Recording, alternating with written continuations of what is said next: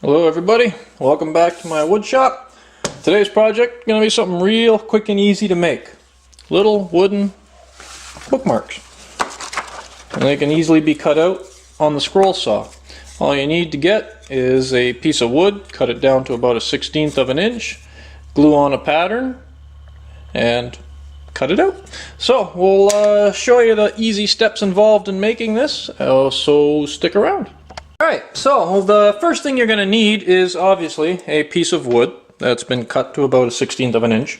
Then you're going to need a pattern. You're going to need some spray adhesive or some way of gluing the pattern to the wood. And a little tip if you're using scroll saw, use some box tape and do the front part of the pattern and the back side as well. And what that'll do is it'll do two things. It'll prevent some tear out happening from the back end, and it'll also keep the blade cooler, which will make your blades last longer, and it'll just give you a bit of a nicer cut overall. So let's take this over to the scroll saw. We're going to need to drill a little hole here so we can have like an entrance hole so we can get our blade through. So we'll take that over to my scroll saw and we'll start cutting this out and show you just how fast these things can go. Alright, so we're at the scroll saw here, and I've got my machine threaded here with a 16 tooth per inch blade. This is what I'm using here. Crown tooth, two-way cutting, universal number 5 blade. And what I've done is I've taken my drill and I've put a hole, a little starting hole right there, in right there. Doesn't really matter too much where you put it, as long as you don't put it too close to the edge that you're going to end up cutting, where you're going to end up messing up the pattern. So I've got my blade in there. I'm going to lift the arm. Some scroll saws you can lift the arm up here, some you can't. And then we're just going to thread the hole and then bring this back down and tighten this up. And then I'm going to put some tension on this here. Yeah, generally tighten it until I can't flex the blade more than about 1/8 of an inch, 1/16 of an inch or so. Sometimes you can go by sound, but it's a little bit difficult when the hole is pretty tight like that. It's kind of keeping it from making a noise. So I'm just going by feel. Alright, so that's in there. We got our tension on. I'm going to turn the saw down to a low speed to start off with. And then I'm going to make sure that I aim my dust blower pretty much right at the blade here so I can clear off any sawdust.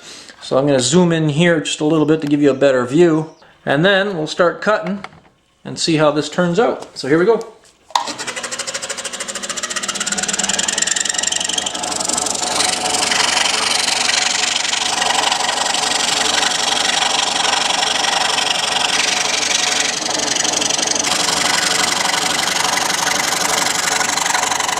Okay, once I come to this part here, I can do one of two things. I can either shut it off and then come around like this, or I can keep it moving and turn it.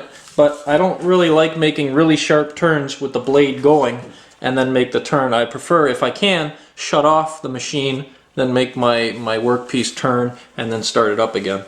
A little bit easier and the lines are a little bit crisper. Alright, here we go.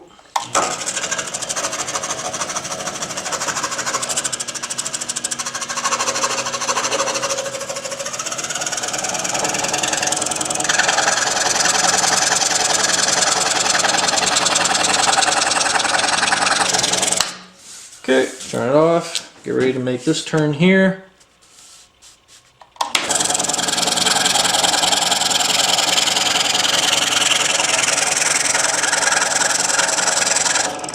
And that's it. So now that we've got that taken care of, now what we're going to do is we're going to sand it. So I'm going to release my tension on the blade here gently so I can get this out.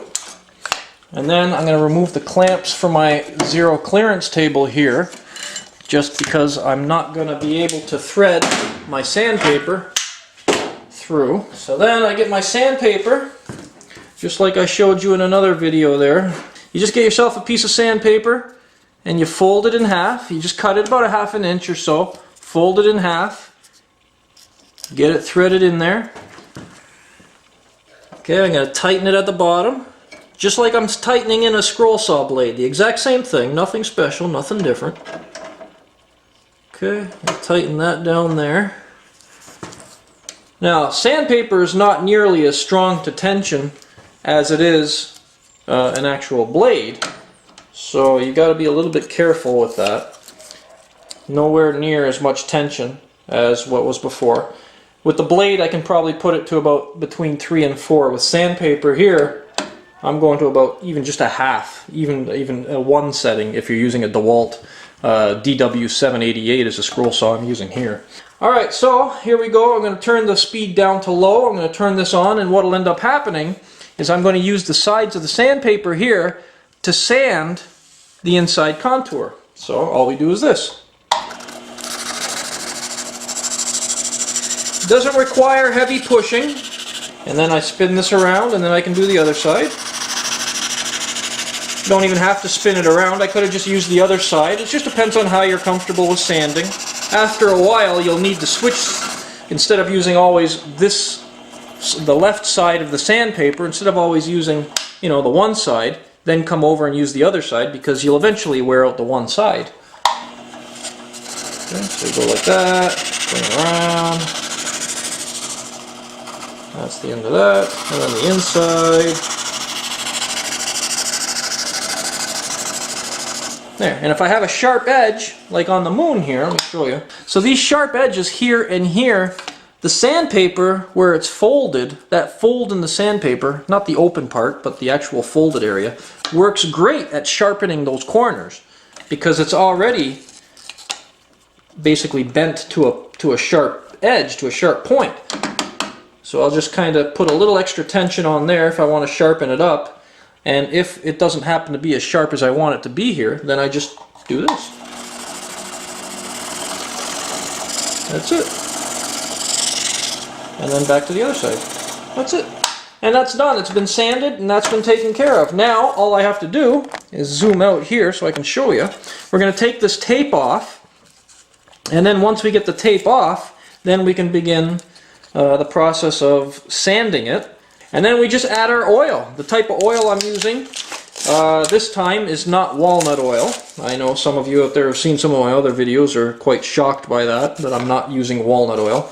But I'm actually using a product that was suggested from a guy named Steve Good. He's got a scroll saw workshop website. I've mentioned that before on my last video that I did scroll sawing stuff on. He uses lemon oil. And the lemon oil that I've got is actually made by Minwax. Anyways, when we take it all off, this is what it's going to look like. And then we're going to go and sand it. So right now what I'm going to end up doing is I'm going to round off the edges and then go and sand it. So I'm going to take it over to my sander and we'll continue from there. So back in a moment.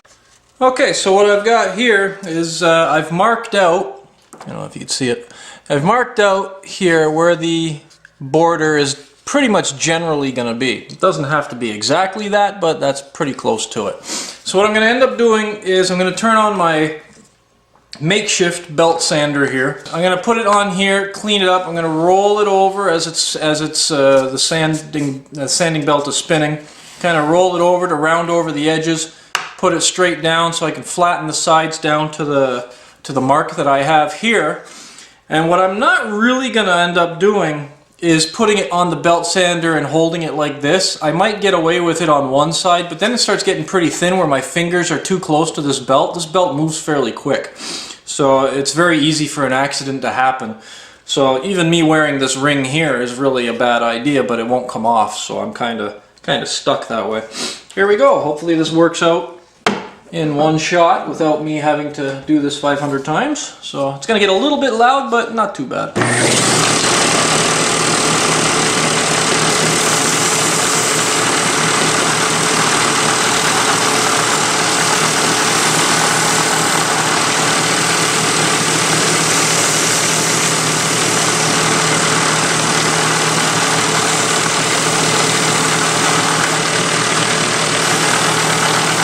You got a good grip on it if you have a belt sander. It's very easy for this to go flying away from you.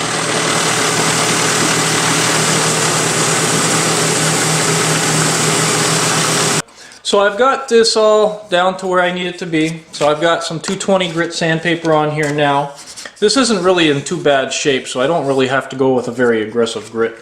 So all I'm going to do is I'm just going to hold this here and just do a bit half this way, flip it half that way. Just kind of, you know,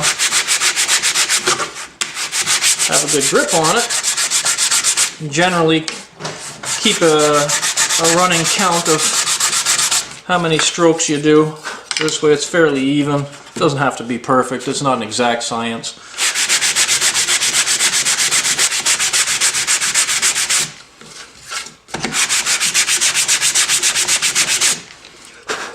Okay, nothing special. Flip it over, other side, same thing. I'm going to finish sanding this, and then we're going to take it over to get finished with some of that lemon oil. So I'll take care of this, and then we'll head over to the finishing table.